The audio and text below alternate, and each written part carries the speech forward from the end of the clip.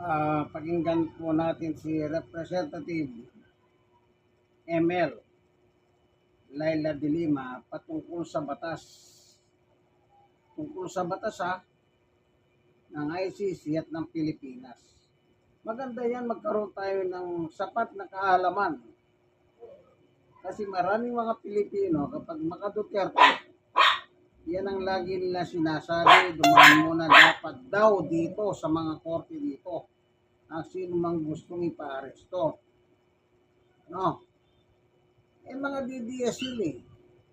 Ang batas ang ating titignan. Kay DDS ka, kay Marcos ka, kay Pinklawan o Dilawan, whatever color you have in politics. Batas ang titignan natin, kaibigan, para hindi tayo magulo. Kaya nga may batas eh. Siya ang nag-assure sa atin na lahat tayong tao dapat tayong nakatungtong sa batas. Hindi po pwede yung gusto mo. Pakinggan po natin, mas maganda yung abogado ito eh. Dati pang Department of Human Rights dati ito eh. Sa panahon ni dating Pangulong Gloria. Pakinggan po natin. Wag na po tayong maglokohan. Alam natin lahat kung paano tagyabang ni Duterte ang pagpatay sa mga pinaghihinalaang adik at kriminal na walang paglilitis. Halos araw-araw nating narinig ang kanyang pag-iengganyo sa kapulisan na pumatay. Sa hearing sa Senado at sa kamarang ito, itinuro niya sina Bato de la Rosa at iba pang mga dating hepe ng Davao City Police Office na namuno sa kanyang Davao Death Squad. Sa bibig niya mismo nang galing na may sarili siyang death squad na kinabibilangan ng 7 miyembro. Sa harap ng Quadcom, pinangalanan ko isa-isa ang mga miyembrong ito ayon rin sa testimonya ni Edgar Matobato at Arturo Las Cañas. Hindi itinanggi ni Duterte ang mga pangalan nila. Under the International Criminal Court's founding treaty, the Rome Statute, crimes against humanity include murder committed as part of a widespread or systematic attack directed against a civilian population. The ICC prosecutor alleges precisely that the killings were widespread and systematic, and that they were carried out pursuant to or in furtherance of state policy. That is why the former president is facing a confirmation of charges hearing which sets to start today, February 26, any moment now. That hearing, confirmation of charges, will start. Hindi po ito dahil sa pamumulitika. Hindi rin po ito dahil sa impluwensya ng dayuhan. Nasasakdal po si Rodrigo Duterte dahil may nangyaring paglabag sa international law at kailangan niyang managot kung mapatunayan ang kanyang kasalanan. There are those who argue that the former president's arrest, and I must stress, it was an arrest, not kidnapping. There are those who argue that the former president's arrest should have first gone through Philippine courts, that our judiciary was bypassed. Kamakailan lamang naglabas ng resolusyon ng minorya sa Senado na humihiling na idaan sa korte ang pag-aresto sa mga may ICC warrant, katulad ng ating inaasahan na magkakaroon rin sina Senator Bato de la Rosa at Senator Bongo. Magkalinawan tayo. Wala pong batas na nagsasabi na ang warrant of arrest ng ICC ay kailangan dumaan sa korte ngayong hindi na miyembro ng ICC ang Pilipinas. Walang batas na nagbibigay ng jurisdiction sa kahit anumang korte sa Pilipinas sa pag-review ng mga warrant ng ICC. Walang batas na nagsasabi ng ICC warrant ay parang extradition request na kailangan dumaan sa korte. Ang meron tayo isang extradition law na nagsasabi na mga extradition request lamang kailangan dumaan sa korte. Ang meron tayo, Republic Act No. 9851 or the Philippine Law on Crimes Against International Humanitarian Law, Genocide, and Other Crimes Against Humanity na nagsasabi na kapag may warrant of arrest na inisyo isang international court katulad ng ICC, pwede nang isuko kaagad ang pamahalaan ang nakapangalan sa warrant ng ICC. Right away. Sa madaling salita po, ang ginawang pakikipagtulungan ng pamahalaan sa ICC lamang sa batas. At hindi pwedeng palitan ng minorya ng Senado ang ating mga batas na dumaan sa Kamara, buong Senado at sa Pangulo sa pamamagitan ng isang resolusyon lamang. Withdrawal from the Rome Statute did not erase obligations incurred while membership was in effect. Jurisdiction, once properly established, does not vanish at a stroke of a pen. To require an additional layer of domestic judicial review before honoring an ICC warrant, absent any constitutional prohibition, would effectively allow states to shield suspects through procedural delay. The rule of law does not mean multiplying obstacles to accountability. It means respecting binding legal processes, whether domestic or international. May mga nagtatanong, bakit di na lang dito litisin si Rodrigo Duterte? Bakit kailangan sa ICC pa maganap ang paglilitis?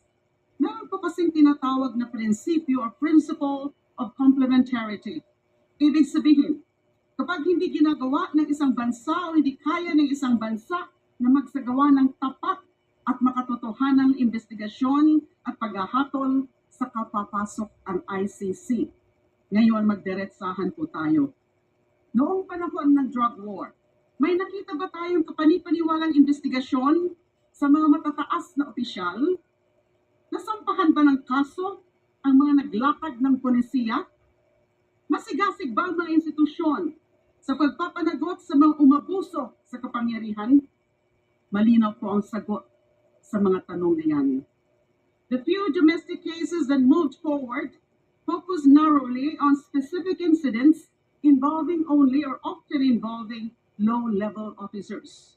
There was no comprehensive investigation into command responsibility, no sustained effort to examine whether there was a deliberate, coordinated campaign. When domestic institutions fail to function as guarantors of accountability, whether through fear, political pressure, or structural weakness, the international community has established mechanisms precisely to prevent impunity. The ICC is not an affront to sovereignty. It is an expression to it, or an expression of it. We voluntarily became a party to the Rome Statute. We bound ourselves to a system that says if we cannot or will not prosecute grave international crimes, the world will not stand idle. Sa international law, may mga krimen na sobrang kasuklam-suklam sa sangkatauhan, mga tinatawag na crimes against humanity. Ang Rome Statute at ang ICC ang napagkasunduan ng higit sa isang-daang miyembro ng UN na tatayong korte para sa mga kasuklam-suklam na mga krimeng ito. Ang pagpatay sa libo-libong tao nang walang paglilitis gamit ang kapangyarihan ng Estado ay isa sa mga kasuklam-suklam na krimen na nasasakop ng jurisdiction ng ICC. Dahil sa krimeng ito, kaya inaresto at ngayon ay nasasakdal si Duterte. Nauna ang ICC sa pag-imbestiga kay Duterte. Ayon sa RA 9851, kapag nauna ang ICC, pwedeng ipagliban na ang pag-usig sa kanya sa Pilipinas at hayaan na lamang na magpatuloy ang ICC. Ito ang nangyari sa kaso ni Duterte na hindi lamang sang-ayon sa Rome Statute, kundi pati na rin sa ilalim ng sarili nating batas. To insist now that everything must be tried domestically when years have passed without genuine accountability at the highest levels is to ignore the very safeguards embedded in international law. Finally, let us confront an uncomfortable truth. While the ICC moves to examine the alleged masterminds of the drug war, what has happened to the thousands of cases involving low-level enforcers? Where are the systematic prosecutions of police officers implicated in suspicious operations? Where are the command investigations within the chain of command? Where are the administrative and criminal sanctions in cases with glaring inconsistencies? The present administration has spoken of recalibrating policy. It has spoken of reviewing cases. But review without prosecution is not justice.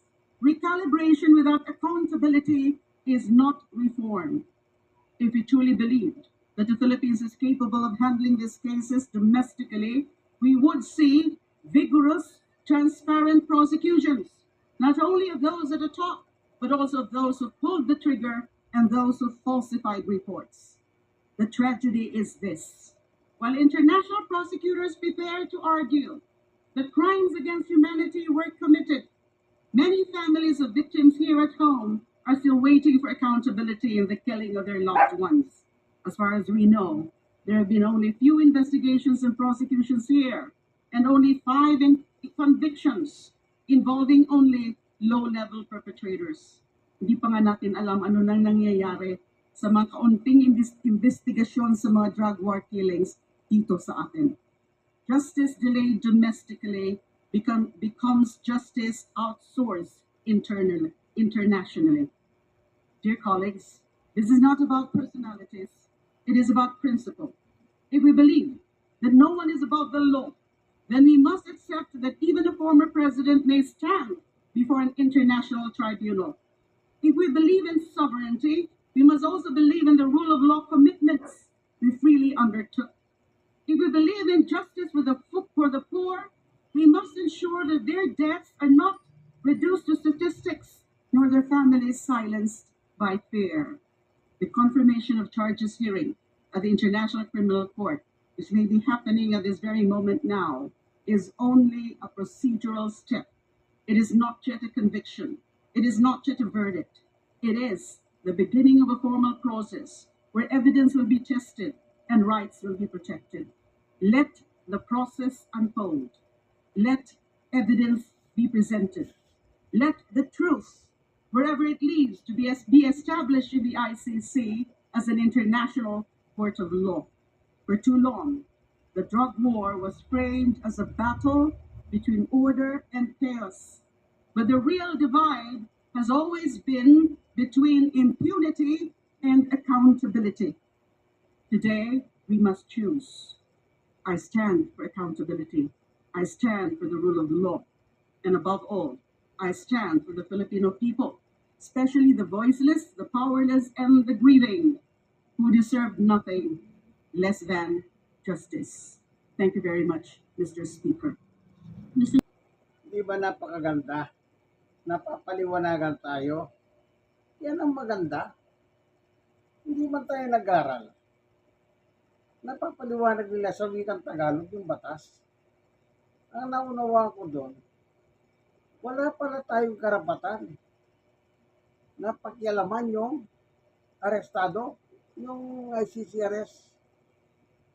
Meron pala tayong batas na ganyan. Oh. Pagkatapos gumagawa pa sila ng araw sa Senado, gumawa pa, nagpapirma pa sila ng 15. Hindi naman kinilala ng ICC yung pirma na yun eh. Kasi nga po, batas po ang pinahihiral natin. Batas sa internasyonal. Kaya ano pa bang magagawa ninyo? Ayaw nyo bang magkaroon ng hustisya naman sa mga biktima? Kayong mga kababayan ko, hindi nyo ba gusto magkaroon ng hustisya? Kagaya na lang yung bata sa Caloocan, si Kian. Yung sa Pasay, yung magbiyanan. Na napagkamalan lang, pagdating sa presinto, namatay sila. Ang sinabi, nanlaban daw. Isipin nyo, kung nakaposos ka, paano ka mapanlalaban? Ang totoo niya, kaya ang ganyan ang ginagawa ng kapulisan noong araw. Eh kasi may perang involved dyan eh. Si Rowena Garma nang nagsabi niyan, may bayad. Pag namatay, may bayad buo. Pag nabuhay, kalahati yung expenses mo. Ibabalik yun. O tinamin naman ni Bongo yan, may pera. Sa isang video niya. O sabi naman ni Bato, hindi ako DDS. Kaya kinilala naman pala ni Duterte yung mga DDS. Isa si Bato. Kahit tumayong testigos yun, yung dalawang DDS. Yung Davao Death Squad. Kahit alam niyo po, yung katotohanan talaga, lumalabas na talaga eh. Ang sabi po sa Biblia, meron akong Biblia rito. Ito. Sa 1:8, may babasahin ako ha. Ang sabi po rito, basahin po natin ano, para lang magkaroon tayo ng 1:8, 31 yata yun, 32.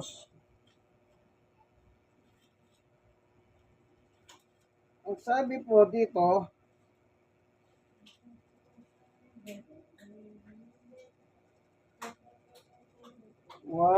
ito.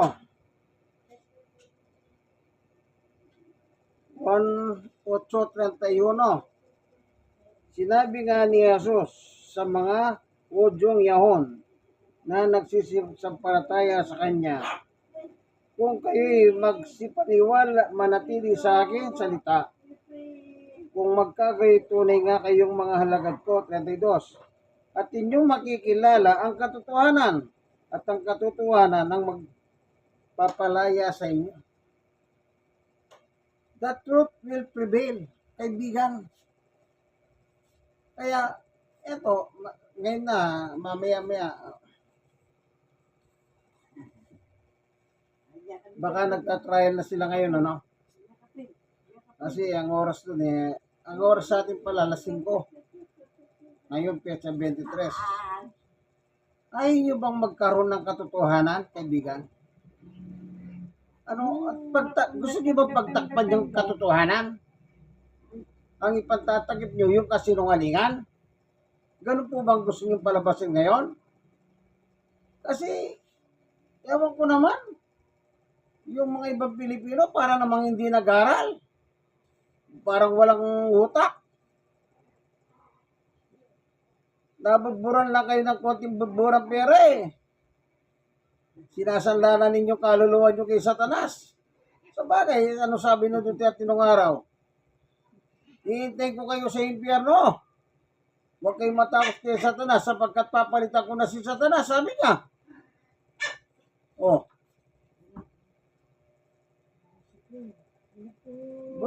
Ako, for me, gusto ko lumabas ang totoo. Kung walang kasalanan, di wala. Pero paano yung mga biktima na panunod natin araw-araw sa panahon niya? Ano yon? Drama-drama lang yun? Hindi totoo yun? Kita niyo po. Sabi nga ni Congressman De Lima, pira-piraso lang yung naisab pa sa mga korte. Yung talagang malalaki. Pinatay ang mayor. Kasi daw, drug lord. Yan ang sabi ng mga nagtestigos kay Duterte doon sa dahig. Kaya pinatay yung mga yan. Sa totoo lang, gusto niya siya na lang magiging solo niya yung droga. Hindi ba source ng droga ang Davao? Naalala niyo yung droga ni Pulong at saka ni Mars? Yung asawa ni Sarah? Sa panahon ni ano ba yun? Captain Isidro? Sabok? At saka si La Peña, si ano? Yung kumpare ni Duterte? Peldon. Unat sa Peldon, pagkatapos sinibak si Peldon, nilipat lang ng ibang pwesto doon sa Muntinlupa. Tapos ang pinalit na naman sila retired General si Isidro La Peña. O ilang milyon ang droga ron. Anong sabi ng PIDEA si Ron Aquino? Wala na, nasa kalsada yung droga. Inabutan nila yung mga bakal, wala na naman yung metal lifter, yung sa Dasmariñas, Cavite. Oh. Nung nito mga panahon natin, kanino pala yon? Pulong, at saka kay kay Mars, yung asawa ni Sarah. Ngayon pa natin lalaman, yung mga nagtestigo sa Kongreso, Oh, sila nagbulgar. Kawawa po mga yun. Hanggang ngayon nakakulong pa sila. Bagamat narinig po ni Ping Lacson sa committee ng sa Senado, Blue Ribbon, sana sabi ko, bigyan niya pagkakataon makalaya yun eh. Sila nagsiwalat talaga eh. O para makasama ka doon sa mga involved sa drugs, magdadaw ka muna ron sa Davao para maging miyembro ka. Kita nyo? Yes, ang galing yun. Eh, di sa China. Eh, sino may sabi ng galing sa China? Di Aaron Aquino. Di na galing sa China, di na sa Malaysia. Binagsak sa Pilipinas. Sabok. Oh. Eh, kumpare yung nasa box, si Paeldon, Captain Paeldon. Eh, di lusot. Oh. Sinibak ba? Sinibak pero nilipat ng pwesto. Ibig ko sabihin, hindi niya sinibak o pinakulong si Paeldon. Ano sabi ni Paeldon itong mga nakakaraan? Wala akong kinalaman dyan. Ano? Ikaw ang commissioner, wala kang alam? Ano naman yung salita command responsibility? Hindi ka ba involved doon? Hindi ka ba kasali doon? Mr. Paeldon? Yan ang mahirap eh. Ngayon dito nalaman natin, kapag sinunod mo yung mali, may hangganan yan, kaibigan. Yan ang nangyayari kaya. Kaya kawawa yung mga aso ni Duterte. O kagaya ni Bato, tago Bato! Tago pa more! O, kita nyo, chismis lang pala yung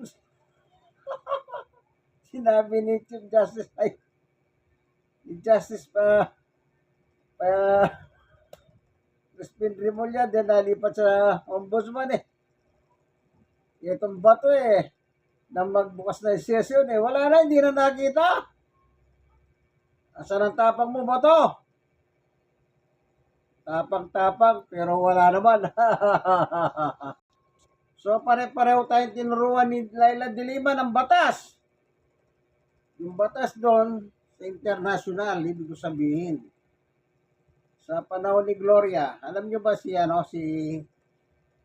Mark Jimenez, di ba kongresista siya noon na District 6 yata ng Manila? Di ba nagkaroon ng kaso sa Amerika? Magbigay pala siya ng panggas ni Bill Clinton. Kinalaman. Kinasuhan siya. O, ginamit yung extradition treaty. O, meron ba siya nagawa si Gloria? Wala. Binigay ni Gloria si Mark Jimenez na isang kongresista. O. Eh kasi nga yung international law na yun, dapat natin sundan. Ay sundin. Pag sinabi ng ICC, arestuhin mo si ganito sa Pilipinas, wala pala tayong magagawa. Ito naman nagmamagaling ng mga senador, akala mo naman, robot ng galing. Hindi naman kinilala yung 15 yan, pinagpirma pa sila eh. O nakinilala ba kayo? O baka ang lagay ba naman, kaibigan? Ang lagay ba naman? Yan ang mga salitang kanto eh. Di ba ganon? Wala tayong magagawa. Sundin na lang natin yung katotohanan. Ano po? Sabi nga ng Panginoong Yesus, the truth will set us free. Thank you for watching. Yung kaibigan kay Jesus, Brother Manny Bautista. God bless us all. Bye-bye po.